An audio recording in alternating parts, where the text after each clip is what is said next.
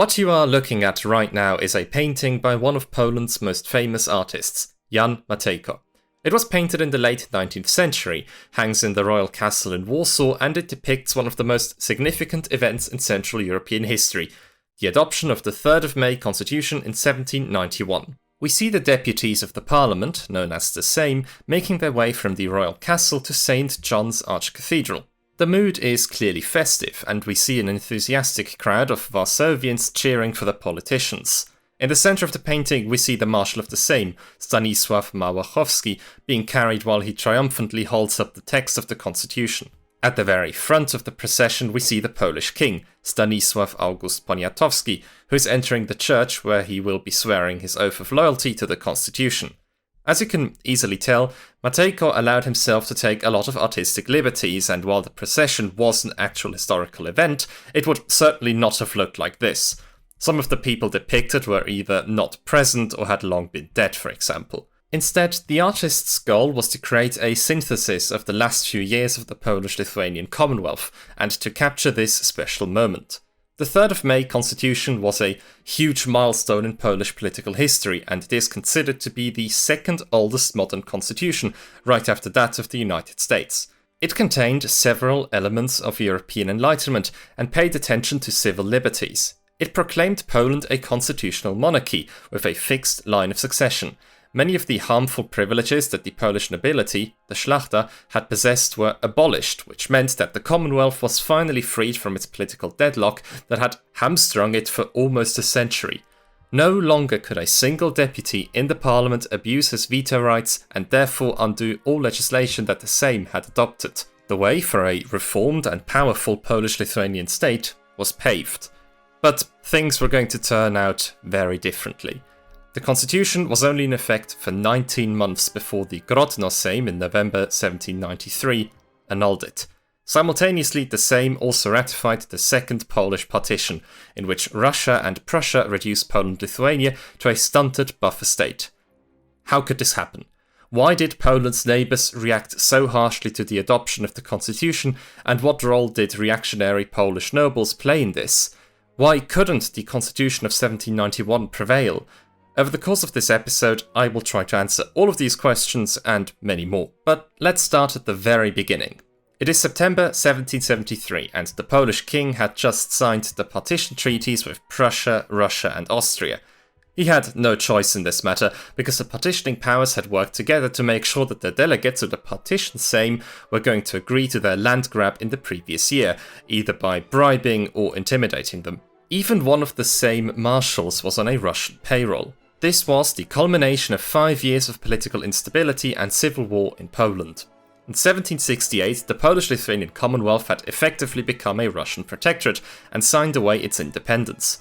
Some nobles protested against this treaty and formed the Bar-Confederation with the goal of taking down the king, whom they considered to be a Russian puppet. What followed was a brutal civil war and an intervention of Russia, who wanted to protect its interests. The Russian Empress, Catherine II, then completely lost control when the Ottoman Empire declared war on Russia, and the threat of an Austrian intervention on the Turkish side became more and more likely. In this tense situation, the Prussian king, Frederick II, offered a remedy that might restore the harmony between Russia, Prussia and Austria. He proposed a partition of Poland-Lithuania. That way, Prussia could gain a direct land connection between its territories, Austria could get territorial compensation for its loss of Silesia to Prussia, and Russia could gain Polish lands if it instead refrained from annexing Ottoman-ruled Moldavia and Wallachia. And so, after a bit of negotiating, Berlin, St. Petersburg and Vienna reached an agreement in August 1772. Prussia gained Warmia and West Prussia, Austria received parts of Lesser Poland and Red Ruthenia, and Russia got Livonia and much of what is today Eastern Belarus. The Polish-Lithuanian Commonwealth was severely trimmed, and it lost almost 30% of its territory and more than a third of its population. After the First Partition of Poland was concluded, Catherine II once again reasserted her influence. What remained of Poland-Lithuania should become a Russian buffer state completely under the control of the Empress. Broadly speaking, two rivaling factions emerged in Poland after the partition. The first was the Russian Party, who supported Empress Catherine. This faction was made up of magnates who wanted to preserve their privileges, non-Catholics who saw in Russia a protector of their rights, the army which was under the command of the magnates, the bishops who received Russian pay, and most deputies in the Polish parliament who were either bought with Russian money or ignorantly danced to St. Petersburg's tune. The other party were the reformers, and their base was much, much smaller. They consisted of a small number of oppositional noblemen and some Sejm deputies. They largely circled around King Stanisław August Poniatowski, who half-heartedly stood on their side. From the offset, the balance of power was clearly in favour of the Russian party, who were not only larger in numbers, but could use the law to their advantage and had the full might of the Russian Empire holding their back. And this time, the Russians were hell-bent on making sure that Stanisław August Poniatowski wouldn't escape their grasp again, like he did in his very early reign when he tried to reform the liberum veto. The most important person in this undertaking was the Russian ambassador to Poland, Otto Magnus von Stackelberg. He stopped every effort to turn any Sejm after the partition into a confederated Sejm, which would have allowed majority vote, put men from the Russian army into important government offices, and laboriously played off the reform and Russian parties against one another. The king was almost fully dependent on Stackelberg, who had the final word in Polish politics, and reported back to St. Petersburg in 1777 that Poland had become a sort of Russian province.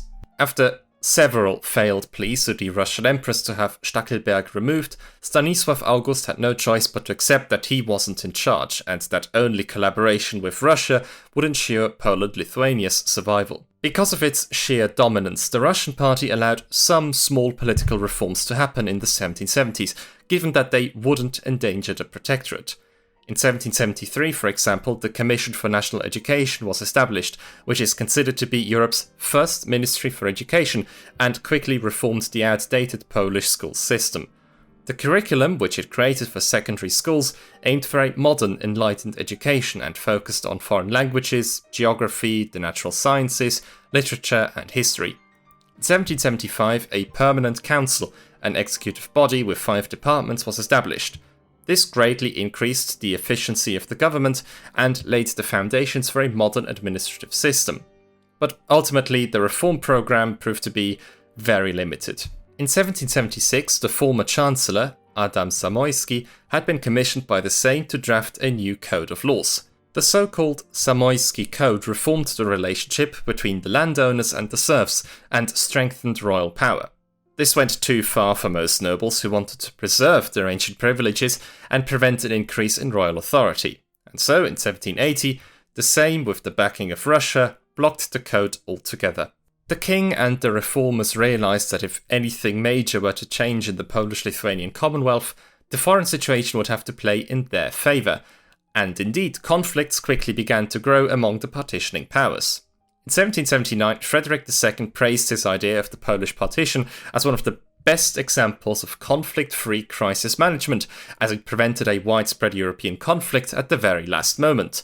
But the new order which the first Polish partition had established wasn't as sustainable as Frederick had hoped. For one, the Austrian Empire didn't consider Galicia and Lodomeria to be adequate compensation for the loss of Silesia, especially considering that Prussia had gained a much more valuable piece of land in the partition. Furthermore, Frederick insisted on further territorial annexations and had his eyes on the trading cities of Danzig or Gdańsk and Tarn or Torun, which had remained with Poland on the insistence of Russia and Austria. With Frederick's persistent attempts to still integrate these two cities, for example with his trade war against Danzig, the Prussian-Austrian rivalry threatened to return. Tensions finally reached their peak with the War of the Bavarian Succession between Prussia and Austria in 1778 and 1779, when Vienna announced plans to annex Bavaria. Although the conflict was quickly resolved with the Peace of Teschen, tensions between the two German states continued. But things were also getting heated in southeastern Europe. After Russia participated in the Partition of Poland and in return renounced excessive territorial gains in the Russo-Turkish War, the situation there seemed to have stabilized for the time being. However, Catherine soon attempted to expand her sphere of influence even further. In 1780, she began to pursue the so-called Greek project, which involved the partition of the Ottoman Empire and the restoration of the Eastern Roman Empire in the Balkans under the leadership of a Romanov prince. The balance of power changed significantly in 1783 when the Empress annexed the Crimea, which had once been under Ottoman control. This sparked outrage in Europe, especially in Great Britain, and led to the internationalization of the Turkish question.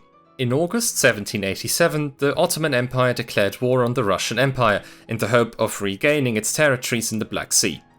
Once again, it was to be a Russian-Turkish war that would mark the beginning of a Polish partition. Of course, King Stanisław August couldn't have known that. Instead, he sensed an opportunity in the outbreak of this war to elevate Poland's position against Russia. In 1787, he invited Catherine and head of the Russian forces, Grigory Potyomkin, to his palace in Kaniv, right along the Dnieper River. He offered them Polish assistance in the war against the Turks and a Polish-Russian alliance in return for approval of the expansion of the Polish army and a fair share in Black Sea trade. In expectation of a positive response, the Sejm was ordered to assemble in Warsaw in October 1788. But Stanisław August had overplayed his hand, and the Empress's response was crystal clear. She saw no reason to offer any concessions to Poland-Lithuania and saw no value in a Polish entry in the war. In a private letter, Catherine wrote, "It is necessary to dismiss the personal concerns of the king and his ministers, and to keep the constitution as it is now. For truth to tell, there is no need or benefit for Russia in Poland becoming more active." The clear no was devastating, and the bleak situation did not go unnoticed by outside observers. The British ambassador in Warsaw, Daniel Hales, for example, wrote in 1788, "Since the partition till this very day, Poland possesses neither her own history nor politically independent existence. Deprived of trade, having not a single external ally, possessing neither sufficient internal strength nor revenues, enabling emancipation from single rule, squeezed by three powerful monarchies on all sides, she seems to be waiting in silence for a sentence that will bring about her emptiness. This is the fate of a country which, under clever government, could easily rank among the first powers of Europe." Ultimately, however, the same session had already been convened, but instead of ratifying the Polish-Russian alliance, it was now expected to introduce far-reaching reforms. The timing was ideal, because the Empress was now preoccupied with the war against the Turks, and would not be able to easily assert her rule in Poland-Lithuania. Furthermore, Catherine had tolerated a confederated Sejm, because only confederated Sejms could draw alliances. This meant that legislation could be passed with majority voting. By the late 18th century, several members of the Polish political elite had become highly familiar with progressive ideas, and slowly but surely, the Enlightenment began to spread to the Commonwealth as well. The journal, Monitor, is a famous example to showcase this development. Between 1765 and 1785, it promoted the idea of political and societal reform and translated many political texts from Western Europe. In 1782, the Catholic priest, Piotr Świtkowski, began to publish the influential magazine Pamiętnik Historyczno-Polityczno-Ekonomiczny, in which he systematically discussed enlightened solutions for social, economic, and political questions. A new generation of highly intelligent political writers arose. Here are just some examples. Franciszek Bohomolec, an editor of Monitor and a former Jesuit, who focused on social criticism and the spread of the Polish language. Ignacy Krasicki, the Prince-Bishop of Warmia, who lived in Berlin after the First Polish Partition and enjoyed good relations with the Prussian court. He published a number of satirical texts which included patriotic and anti-clerical points of view. Hugo Kołłątaj, the rector of the University of Kraków and one of the heads of the Commission of National Education, created a group of progressive reformist politicians around him. And finally, Stanisław Staszic, a priest and a physiocrat who strongly denounced the economic as well as political stagnation in the Commonwealth. All these men were in strong contact with the king, who gathered intellectuals and reformers at his celebrated Thursday dinners. But even though they had clear ideas, they knew that they couldn't just implement them. Any attempt at introducing significant progressive political reform would inevitably get the attention of Otto von Stackelberg and might even end in a Russian intervention. The increasingly enlightened atmosphere was therefore not enough to push through serious reforms in the Sejm. This required urgent backing from abroad, and that backing came from Prussia under King Frederick William II. The court in Berlin was far from happy about the outbreak of the Russo-Turkish War, especially when Austria joined Catherine's side. It was imperative to prevent Poland-Lithuania from joining this alliance and thus forming a Russian-Austrian-Polish coalition. When the Sejm came together in 1788, the Prussian diplomat in Poland, Girolamo Lucchesini, managed to convince the deputies to turn away from Russia. He promised the Polish government Prussian assistance against Russian hegemony, supported possible reforms, and agreed to the expansion of the Polish army. As a result, the anti-Russian faction prevailed, and even the king reluctantly turned away from Catherine. In March 1790, a formal Prussian-Polish alliance treaty was finally signed. In it, both countries committed themselves to mutual assistance and guaranteed the existing borders. However, Prussia was playing a double game. Frederick William hoped to exploit the foreign policy situation to his advantage. He planned to play a mediating role in the Russo-Turkish War, in which he could achieve a border shift that would be advantageous for Austria. In return, Vienna was to return Galicia-Lodomeria to Poland, and Prussia was to be rewarded for its diplomatic efforts with Danzig, Thorn and some areas of Greater Poland. Even though Prussian fantasies for annexations soon became known in Poland, the Sejm had no choice but to play this game as well, because only with Prussian backing would it even be possible to achieve far-reaching reforms. And so, in October 1788, the Sejm, which would go down in history as the 4-year Sejm, convened. With the enthusiastic belief that Russian hegemony was finally broken, the deputies approved an increase in the number of the Polish army to 100,000 men. The majority of Sejm deputies came from the so-called Patriotic Party and were open to reforms. The Sejm then went on to abolish the Permanent Council and decided to remain in permanent session to serve both as a legislative and executive body. Initially, the lack of political experience and the absence of clear procedural rules made this new government rather ineffective, but it quickly began to work properly. In September 1789, the Sejm chose 11 of its members to form a deputation with the task of drafting proposals concerning the form of government. The deputation, led by Ignacy Potocki, presented its draft to the Sejm in August 1790. But implementing this proposal proved to be complicated, and Potocki encountered serious resistance to many of his ideas. The reforms threatened to come to nothing, and so Potocki turned to the king, who was increasingly siding with the Patriotic Party. In December 1790, Potocki and Stanisław August met for a conversation that lasted several hours. The king was asked to draft a constitution, which would then be pushed through the Sejm after some proofreading. Together with his secretary, Scipione Piattoli, he began to put his ideas for a reformed Poland-Lithuania on paper. From then on, Piattoli served as an intermediary between the king and the reformers.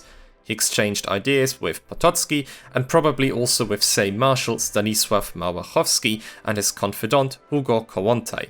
He incorporated their feedback into the new drafts and was able to present a constitution as early as the spring of 1791. However, concerns quickly arose that the new constitution might meet with resistance in the Sejm. The reformers therefore decided to push through this secretly forged constitution in a single day and present potential opponents with a fait accompli. It was decided to implement the constitution immediately after the Easter break. By then, most of the deputies would not be in Warsaw.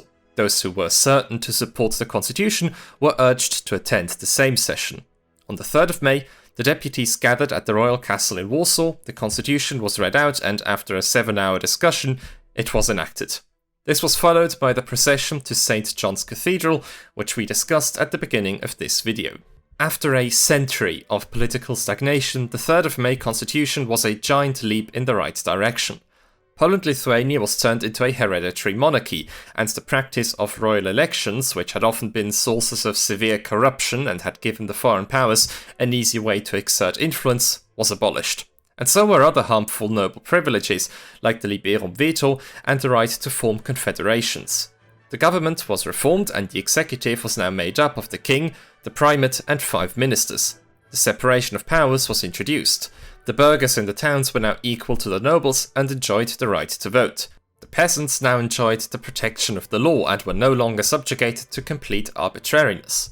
A more centralized way of governance was to be established. This constitution was a product of the Enlightenment and a great social achievement, especially for its time. Of course, it wasn't perfect. It still kept the principle of serfdom, for example, but it was still a much better system of governance than what had existed previously. The constitution provided much food for thought and was admired by enlightened contemporaries all over Western Europe. Even Karl Marx admired the work accomplished by the Polish reformers. He wrote in 1853, "With all its shortcomings, this constitution appears against the background of Russo-Prusso-Austrian barbarity as the only work of freedom which Central Europe has ever produced of its own accord. Moreover, it was created by a privileged class, the gentry. The history of the world knows no other example of such generosity by the gentry. Ever since the creation of the Second Polish Republic in 1918, the 3rd of May has been a national holiday in Poland." Catherine II, who considered herself to be the protector of Poland-Lithuania and whose entire foreign strategy towards Warsaw had centered around preventing any far-reaching reforms, was not amused. Although there were no official protests coming from St. Petersburg, it was clear that the Empress would not accept this affront. The Russian envoy to Russia, Augustin Deboli, quickly recognized this and sent constant warnings to Warsaw, urging the king and the government to press ahead with the expansion of the army as quickly as possible. However, Catherine held back for the moment, as ending the war against the Turks was her top priority. On the 27th of May 1791, she informed Potiomkin that Russian troops would be transferred to Poland immediately after the peace negotiations with the Ottoman Empire had been concluded. For that undertaking, however, she had to be sure that Prussia, who was formally allied to Poland, would not support the constitution after all. The reaction in Berlin was much more ambivalent. Although Frederick William II was anything but enthusiastic, he formally offered his congratulations to the Polish government upon the passing of the constitution. Because firstly, he and his Prussian cabinet minister, Ewald Friedrich von Herzberg, had given Poland their consent for far-reaching reforms, and secondly, they did not want to offend Austria. In Vienna, a positive attitude towards the Polish constitution prevailed. The Austrian state chancellor, Wenzel Anton von Kaunitz, was pleased that Russian hegemony in Poland had come to an end and hoped for lasting stabilization of the Polish state. Kaunitz even developed a project for a joint guarantee of the Polish constitution by Prussia, Austria and Russia. However, as this idea was completely out of the question for Russia, the decision depended on the Prussians.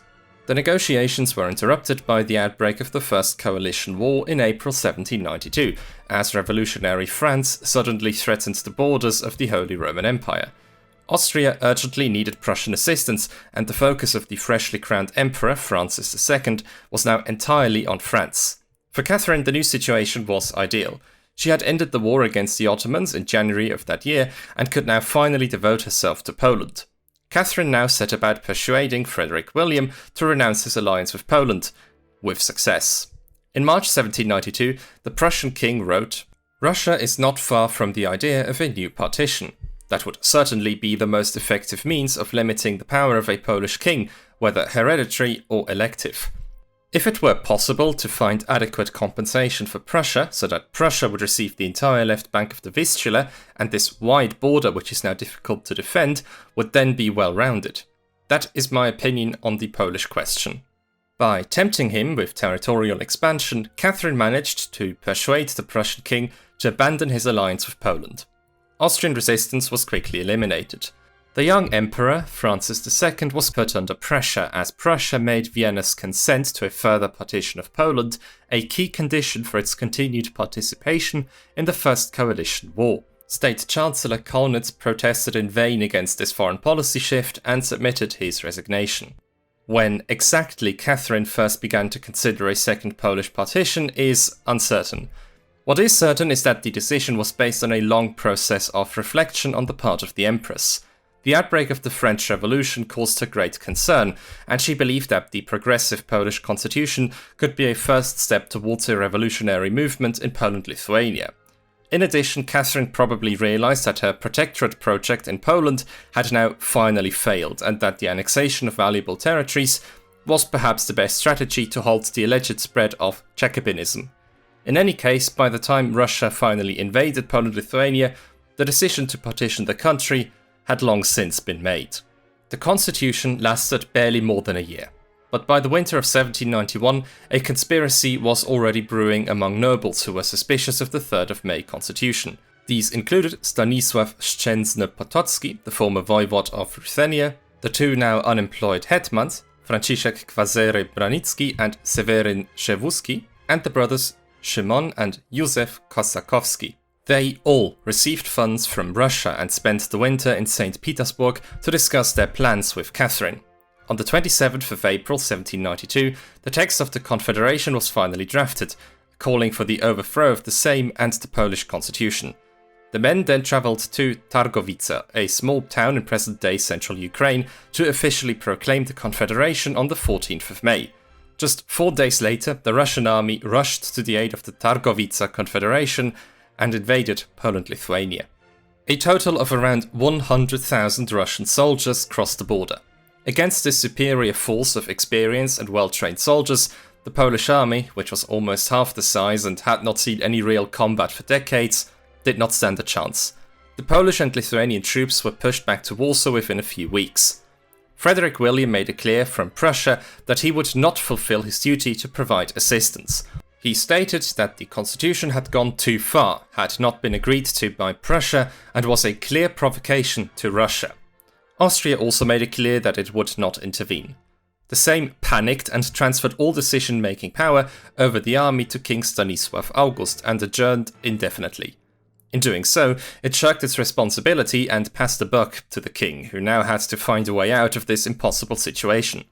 Stanisław August had no choice but to come to an agreement with Catherine and try to salvage what could still be salvaged.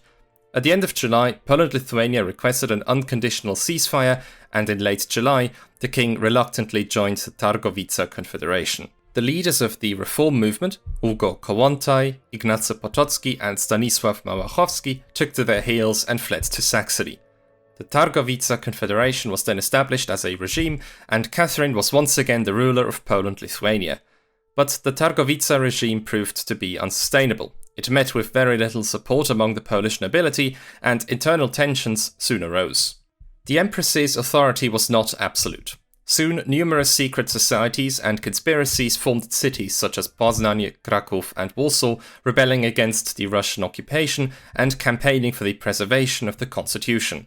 At the end of December 1792, Catherine wrote that the plague of French principles was spreading throughout Poland. The Empress had made up her mind about the partition plan. She turned to Frederick William to quickly carry out the partition of Poland. The main reason why Catherine ultimately agreed to Prussia's annexation of Polish territories was the rapidly deteriorating situation in the war against France. In September 1792, the advance of the coalition troops towards Paris had been halted at Valmy. Now the Prussian and Austrian troops were in retreat, and the French were advancing towards the Rhine. Frederick William then threatened to withdraw immediately from the war alliance if he was not immediately compensated for his efforts with acquisitions in Poland. Although Russia was not at war with France, the deteriorating situation of her allies made Catherine anxious to keep Prussia in the coalition. Prussia's withdrawal would have been a disaster for her, so she put aside her reservations about Prussia's territorial gains. And so, in January 1793, Russian and Prussian troops occupied the Polish territories to which they had laid claim, as agreed. Frederick William then issued a manifesto in which he declared that the spread of French democratism left him no choice but to occupy large parts of Western Poland for the security of his own states. This was blatant hypocrisy, considering that it was Prussia that had spurred Poland-Lithuania to reform in the first place. On the 23rd of January 1793, the partition treaty between Prussia and Russia was finally concluded, and the Second Partition of Poland far overshadowed the first. Prussia not only received the trading cities of Danzig and Thorn, but also large parts of Greater Poland and Mazovia, including Poznań. Prussia now stretched from Upper Silesia to East Prussia. The newly acquired territories were combined to form the new province of South Prussia. Russia, on the other hand, received all of Polish Ukraine and large parts of present-day Belarus. Austria was presented with a fait accompli and came away empty-handed. Poland-Lithuania was reduced to less than half of its previous territory. The Polish nobles were understandably enraged, not only about the Russian invasion, but above all, the Prussian betrayal. And the Poles were not alone with this sentiment. Throughout the course of the late 18th century, a great shift in public opinion had occurred in the German lands. Back in 1772, most enlightened German thinkers had supported the First Partition of Poland, seeing in it the advancement of progressive state ideals into a backwards and regressive country dominated by stubborn noblemen. While the average image of Poland in Germany was still predominantly negative, This changed dramatically from 1791 onwards. Among Prussian intellectuals, Poland was now regarded as a pioneer of the Enlightenment following the May Constitution, and Stanisław August was revered as a patron of the arts. Ignacy Krasicki, who lived in Berlin, was an extremely popular figure. Numerous well-known German publicists, such as the historian August Ludwig von Schlözer, the lawyer Georg Friedrich Rebmann, and the poet Christian Schubert, rejoiced at the news on the 3rd of May. The outrage was correspondingly harsh when Prussia and Russia jointly attacked Poland-Lithuania. To German intellectuals, this was a conspired attack of despotic regimes on an enlightened and tolerant state. These emotions would lay the foundation for the later romanticization of Poland and the Polish struggle for freedom in the German lands of the early 19th century. For example, after the suppression of the Polish November Uprising in 1830, German liberals showed great sympathy for the Poles who had fled into exile. This period went down in history as the Polenschwärmerei, or Poland craze, but that's a story for a different time. The land grab was anything but peaceful. Russia had to wage a war over it, and Prussia had to take their claimed lands by force. At Kargowa, fierce resistance led to heavy losses, and Danzig only capitulated after a 1-month-long siege. While the Partition Treaty had already been signed in January 1793, Catherine and Frederick William waited until April to formally proclaim the annexation of their shares. The Prussian and Russian ambassadors delivered a note to the General Council of the Targowica-Confederacy demanding the calling of a Sejm. The subsequent election of the deputies to the Sejm in small local parliaments was nothing but a mock election. Known supporters of the 3rd of May constitution were barred from even participating. No representatives were elected in the annexed territories, the local assemblies were often surrounded by Russian or Prussian soldiers, and just like in the previous partition Sejm, the partitioning powers were generous with bribes. The demanded Sejm session was opened on the 17th of June in the new castle at Grodno. However, the negotiations took longer than initially expected. A surprising number of deputies engaged in obstructionism and opposed the ratification of the partition. This was done with the secret encouragement of Stanisław August, but it is questionable how many deputies were genuinely opposed to the injustice and how many were simply putting on an act to distance themselves from the destruction of their country. The Polish king hoped that by dragging out the Grodno Sejm as long as possible, other European powers might perhaps interfere. However, the war of the First Coalition against France proved to be a much higher priority to both Britain and Austria.